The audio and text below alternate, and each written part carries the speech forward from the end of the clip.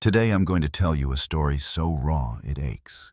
Set deep in the American West, where the wind never stops whispering and the horizon stretches like a promise no one quite believes. It's a land of red canyons, lonely campfires, and lives balanced between survival and surrender. That's where fate crosses paths with desperation. And sometimes, mercy. It all began with a single gunshot. A small burst of violence that echoed far beyond one body and changed the course of two souls forever. Before we kick off this adventure, don't forget to hit like on the video and let us know in the comments where you're watching from. Chaska's hands were steady as stone. She had taken a bullet 3 days before the Black Arroyo Band found her.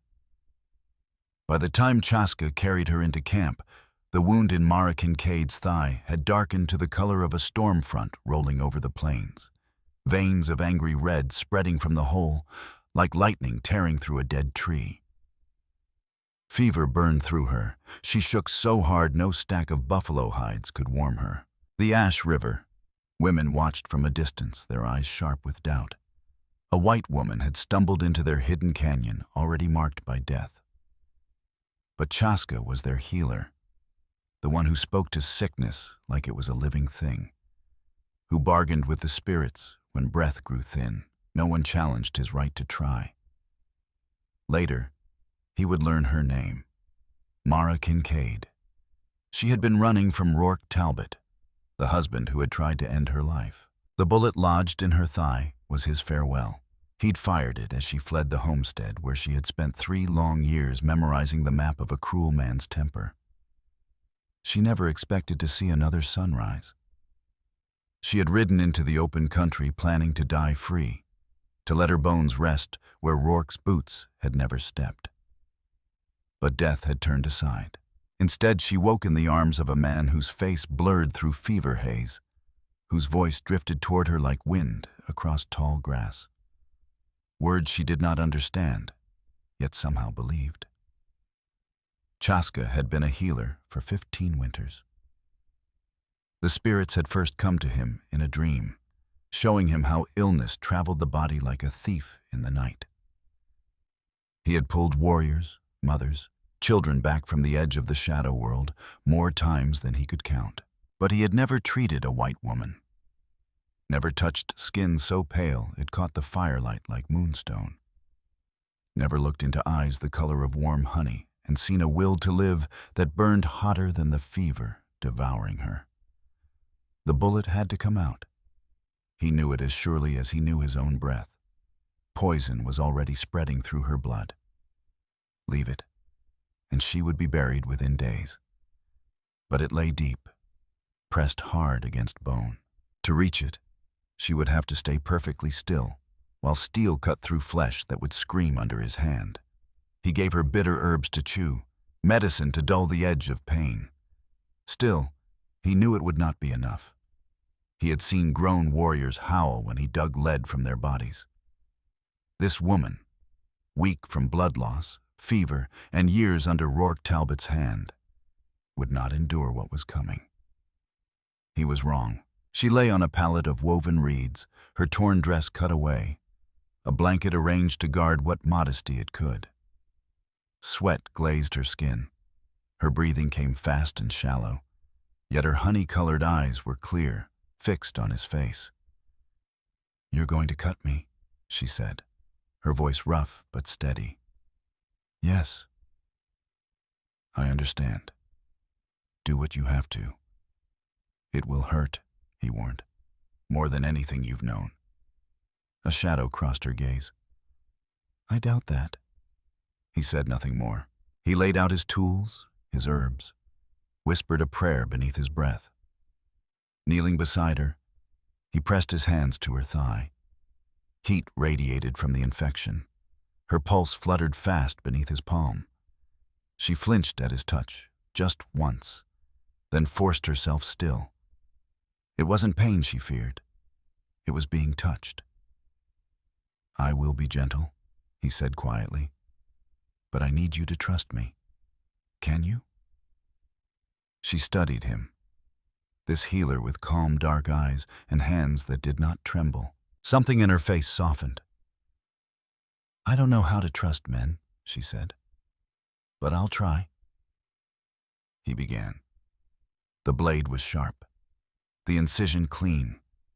She made no sound as he opened the wound, exposing swollen, furious flesh beneath. Her body went rigid, tremors rippling through muscle and bone. But she did not cry out. Her jaw locked. Her fists knotted the blanket. After what felt like hours, he found the bullet. A warped lump of lead wedged against her femur like a curse. He gripped it with his probe and started to work it free. That was when her body betrayed her. Her legs shook violently. Muscles seized around his hands. A thin, broken sound escaped her, too sharp to be a cry, too raw to be anything else. He couldn't finish like this. If she thrashed, the blade could slip. The artery lay inches away.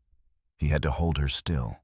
With no room for modesty, he lifted her legs and settled them over his shoulders, using his weight to steady the trembling that racked her.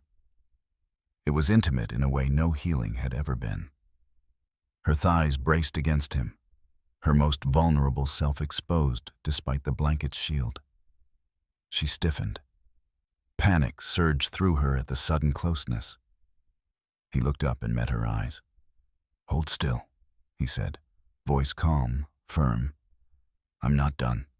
She stared down at him, fear and trust warring in that narrow space between breaths. Her legs still trembled, but less now, contained by his strength.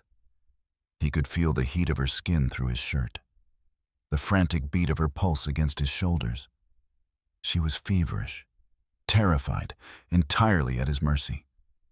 Yet she did not fight. "I trust you," she whispered. It sounded like it cost her everything. He went back to work. The bullet came loose, with a wet, sickening pull that made her gasp. He pressed clean cloth against the wound, packing it with herbs to draw out infection and call healing back into the flesh. Through it all, her legs remained over his shoulders. She did not move. When it was finished, he eased her down, wrapped her in blankets, and only then did she break. Silent tears slid from her temples into her hair. The storm had passed, but something had changed. "It's finished," Chaska said quietly. "You're going to live." Mara Kincaid didn't answer. She only watched him with those honey-colored eyes, as if he had handed her something greater than breath itself. Then the strength went out of her. Sleep took her hard and fast. The fever didn't break until the third night. Chaska stayed through every hour of it. He wiped her face with cool water drawn from the creek. He fed her thin broth a swallow at a time. When the heat in her blood made her ramble, he spoke softly in his own tongue, steady as a drumbeat. In delirium, she begged someone for mercy. A man who wasn't there. A man he knew by name before she ever spoke it clearly. Rourke Talbot. In those burning nights, she told truths she might never have given awake. She spoke of fists and cruel words, of being told she was nothing, worthless, ugly, deserving. She spoke of the night she stole his horse and rifle, and rode into the dark with his bullet lodged in her flesh. She hadn't expected rescue. She hadn't expected kindness. She had only expected the end. When she finally opened her eyes, clear and aware, she found him beside her, studying her face like it held a map he was still learning to read. "How long?" she asked, her voice dry and thin. 5 days since I found you. 8 since you were shot." She frowned. "You stayed the whole time? You were dying." "That wasn't what I asked." He held her gaze. "It is my calling to fight death when I can," he said. She searched his face. "Is that the only reason?" Silence stretched between them. He weighed the truth before speaking. "No," he said at last. "It isn't." She pushed herself upright, breath hissing when the wound pulled tight. The blanket slipped from one shoulder, but she didn't bother to fix it. She just looked at him. "I remember," she said slowly. "I remember you holding my legs. I remember the way you looked at me." Color rose to her cheeks, not from fever this time. "I remember feeling safe," she went on, "even though I was exposed, even though any other man would have." She shook her head. "Why did I feel safe with you?" "Because you knew I wouldn't hurt you," he said. "You saw my hands were there to mend, not to claim." "I've never known that," she whispered. "Not from a man." "Then you've known the wrong kind." She let out a fragile laugh that nearly broke in half. "That's one way to say it." He reached for her hand. It was a small movement, but it felt like stepping across a line neither of them could see. Her fingers were cool, bones light beneath his grip, yet she clutched him like he was the last post standing in a windstorm. "You're safe here," he told her. "No one will touch you without your say. I won't allow it." "Why?" The word came raw. "Why do you care what happens to me?" He could have spoken of duty, of spirits, of fate placing her in his path. Instead, he chose the plain truth. "Because you trusted me when you had no reason to. Because you held still when every instinct told you to fight. Because you're stronger than anyone I've ever known. And I want to see who you become when fear isn't running your life." Something in her eyes cracked open. The hard walls she had built from years under Rourke Talbot's hand began to give way. She didn't cry. She simply leaned forward and pressed her forehead against his chest. Her body shook, not from fever now, but from feeling too much all at once. Chaska wrapped his arms around her and held on. He let her tremble, let her breathe through everything she had swallowed down for years. He stayed until her shaking eased, until her breath evened out. When she pulled back, her eyes were different, softer, clearer. "I don't know how to do this," she admitted. "I don't know how to be close to someone and not be afraid." "Then we learn slow," he said. "At your pace." "And if I can't? If I'm too damaged to be what you deserve?" He lifted her face in his hands, the same hands that had cut her open to save her life. "You aren't broken," he said. "You're wounded. Wounds heal when they're tended with patience. I have patience." His thumb brushed her cheek. She shivered, but she didn't pull away. "I'm a healer," he added softly. "Patience is what I do." She leaned into his touch, eyes closing for a moment. He watched the strain drain from her features as she allowed herself the simple relief of being held without fear. It was more intimate than any embrace. The weeks that followed were careful, deliberate. They tested distance and closeness like two people learning a new trail. He taught her words in his language. She corrected his when he tried hers. He showed her which roots soothed fever and which leaves numbed pain. She showed him how to form letters in the dirt with a stick until he could scratch out his own name in sharp, crooked lines. They spoke of everything, of nothing. Mara told him about Boston, about Alistair Kincaid, her father, and the house filled with books and music, about being raised on ideas too big for the narrow life she was meant to live. She spoke of Rourke Talbot, the charming soldier who had looked like freedom and turned out to be a cage with polished bars. She told him about shrinking herself smaller and smaller, just to survive. And then she told him about the night she stopped shrinking, about the fire that rose in her chest and refused to be stamped out, about riding into the dark with blood in her boot and a scream in her throat. Chaska shared his own ghosts. He spoke of Sihassin, the woman he had loved in his youth, of the day she died bringing Takala into the world, and how both of them slipped away before sunrise. He told her about the long, empty seasons that followed, how he poured himself into healing because it was the only way to keep breathing. He spoke of the dreams the spirits still sent him, glimpses of paths not yet walked, of the weight of being the man others turned to when they were lost. Somewhere between stories, between silence and shared firelight, something steady began to grow, not just survival, something like hope. What grew between Mara Kincaid and Chaska had little to do with skin and everything to do with being known. She began to understand his quiet, the way his jaw tightened when he carried a burden, the way his eyes softened when he was amused. He learned the look that crossed her face when old memories clawed their way back. When the past tried to drag her under, he did not chase it away for her. He gave her room to fight it herself.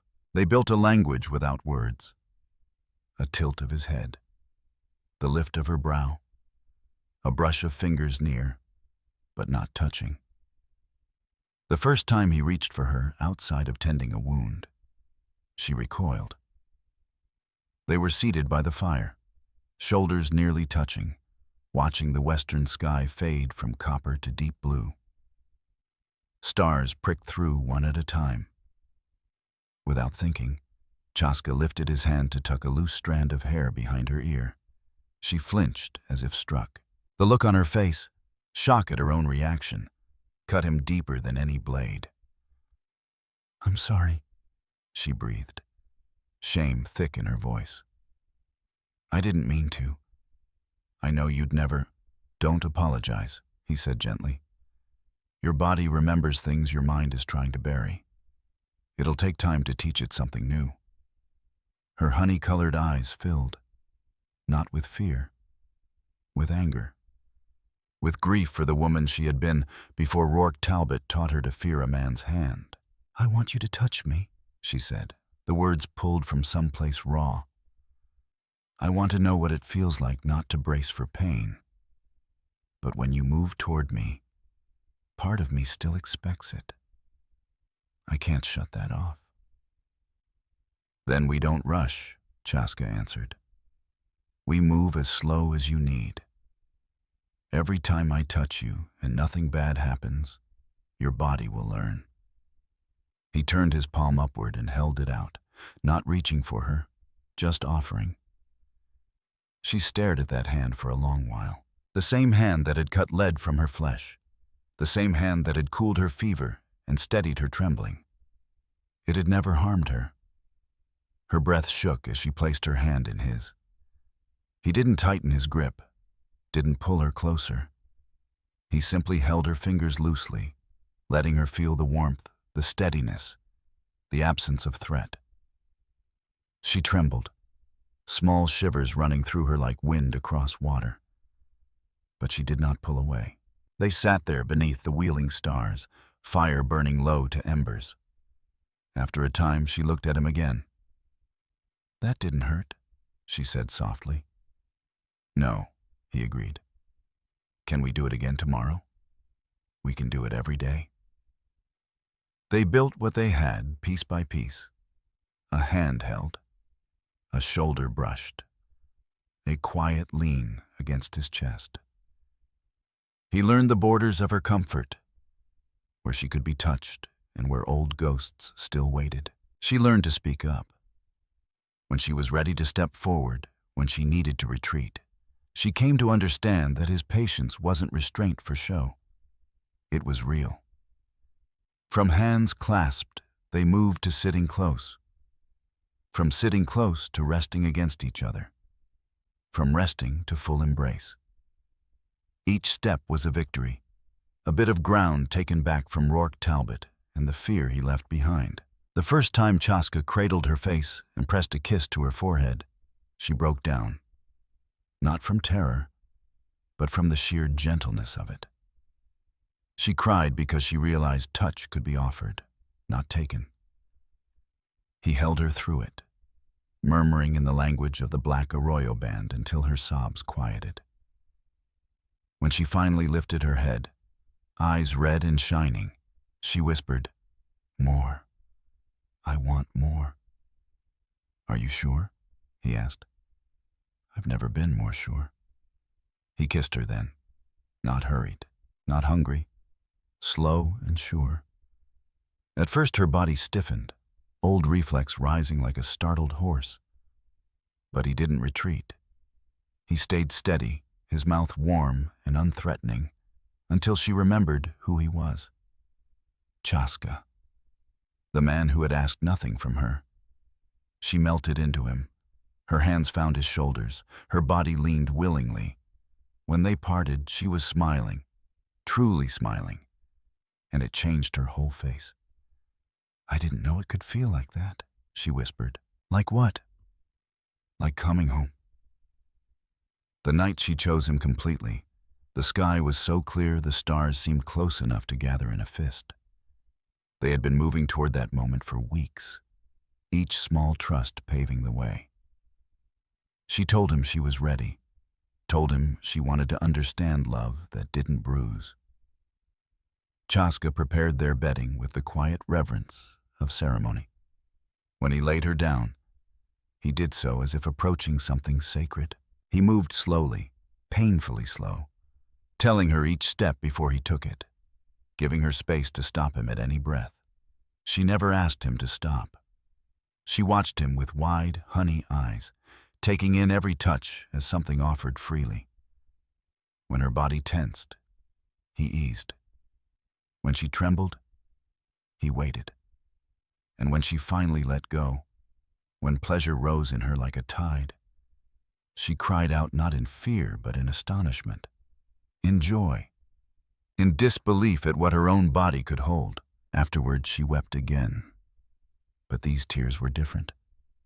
She cried for the years stolen, for the girl she once was, for the woman she was becoming in his arms. He stroked her hair and let the storm pass. When she looked up at him, there were no shadows left in her eyes. "You healed me," she said. "Not just my flesh. All of me." "I only made it possible," he answered.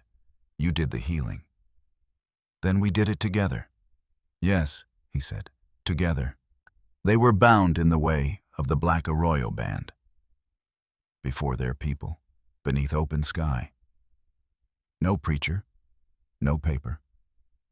Only vows spoken from the heart and witnessed by the community. The Ash River women, who once regarded her with suspicion, came to respect her. Mara learned their language, their skills, their ways of moving across the land. She became part of them in the ways that mattered. Seasons turned. Children were born. Briar Kincaid, then Elowen Kincaid, later Corvin Kincaid and Lyra Kincaid. Years stretched wide and full. The Kincaid line took root in that canyon. Through it all, the tenderness of those first fragile weeks never faded. Chaska never reached for her without giving her the freedom to refuse, and she never again flinched from his touch. On the night he finally lay dying, many winters later, Mara sat beside him and held his hand, just as she had the first night by the fire. His breathing grew thin, like wind slipping through dry grass. His skin felt fragile beneath Mara Kincaid's fingers. But his eyes, those steady, dark eyes, remained clear. They held the same quiet devotion that had pulled her back from death so many years ago. "I'm not afraid," Chaska told her softly. "The spirits are calling. I just don't want to leave you." Tears traced down her cheeks, but her voice did not tremble. "You're not leaving me," she said. "You're woven into me now. You always will be." With effort, he lifted his trembling hand and brushed her face.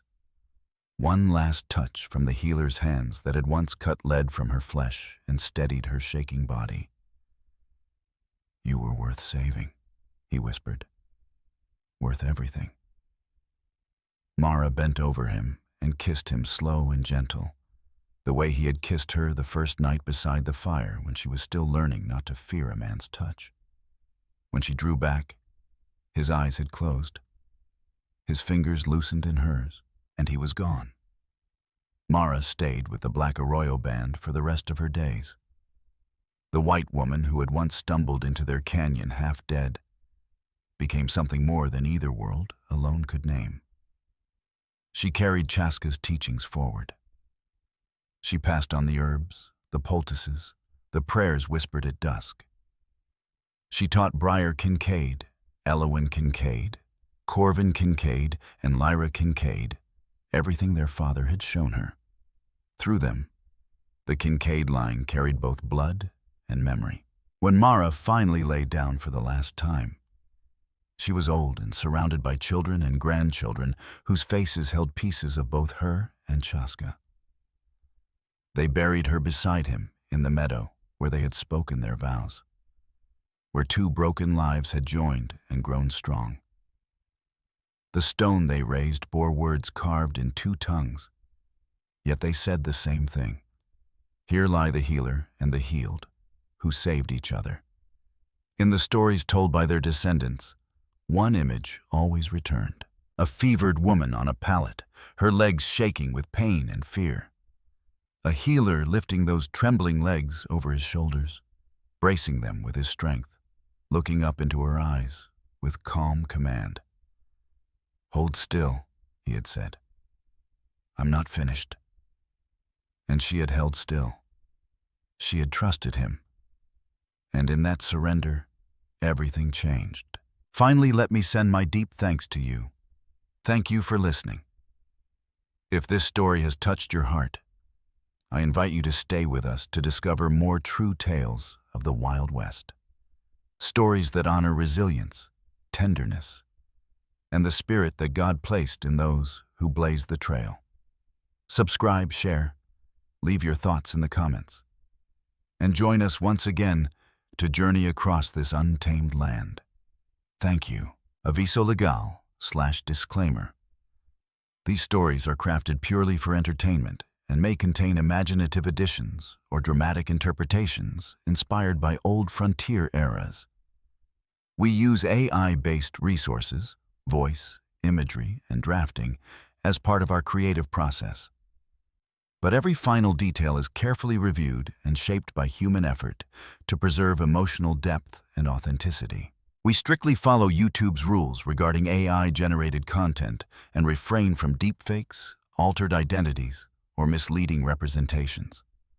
All images, sounds, and related materials are lawfully obtained.